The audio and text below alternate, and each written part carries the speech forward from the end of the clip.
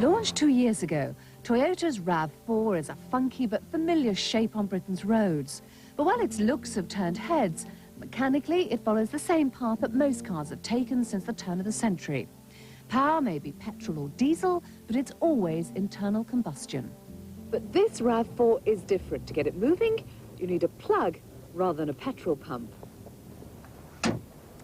Meet the RAV4 EV. The EV, as you may have guessed, stands for electric vehicle. It's Toyota's first production electric car aimed at the public. And along with General Motors' impact vehicle in the States, it shows that manufacturers are starting to take plug power seriously. Is it a car or a toy? The history of electric-powered cars is not a happy one. Traditionally, battery power has been restricted to mobility vehicles, milk floats, or to eccentric craft designed to squeeze the maximum miles per volt from their batteries. The problem is always the same. Petrol provides an incredible amount of power for its weight. A cupful is enough to keep the average family car moving for about 2 miles. And when you run out, it only takes a few minutes to get it going again. Batteries, on the other hand, weigh a great deal and take hours to recharge, so why bother?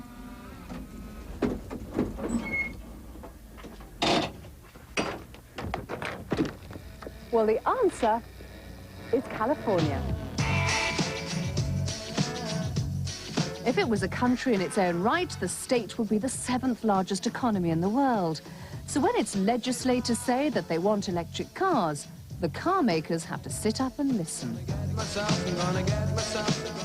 Well, we asked if we could go to California to test the new RAV4, but instead, they sent us to Jersey. Well, it's a little bit closer and a little bit smaller.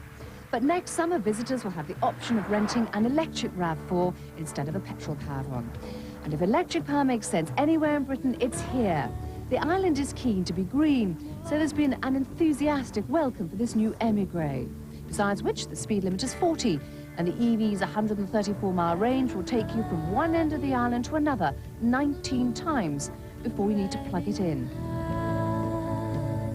To try and get round the perennial problem of a terrible power-to-weight ratio, Toyota are using nickel-metal hydride batteries, which are both lighter and more powerful than conventional lead-acid units. But the EV is still no lightweight. A petrol RAV4 tips the scales at just under 1,300 kilograms. Its battery brother weighs a whole 300 more. That's the difference in weight between a Fiesta and a Mondeo. Apparently the EV has a single-speed, non-synchronized motor. Well, it would, wouldn't it? Linked to a single-speed transaxle means no gear changing because there aren't any gears. Time now for the nickel hydride test.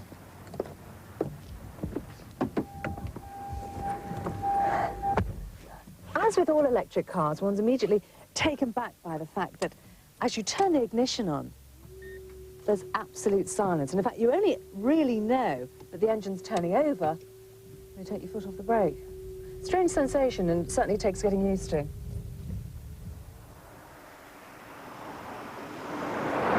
Acceleration is surprisingly good, but it is deceptive because there are no audible clues that you're gathering speed.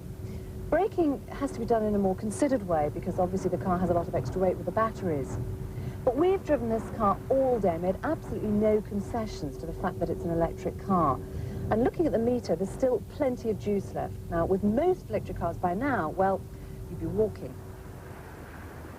While the EV's range and speed are unlikely to cause lost sleep in the Gulf states, it's the best electric car we've tested by a long way.